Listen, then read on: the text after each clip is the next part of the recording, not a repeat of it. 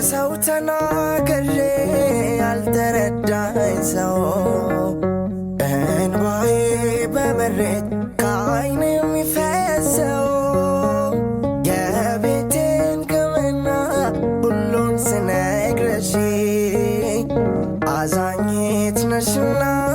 ራራልኝ ልብሽ አረሳው መቼ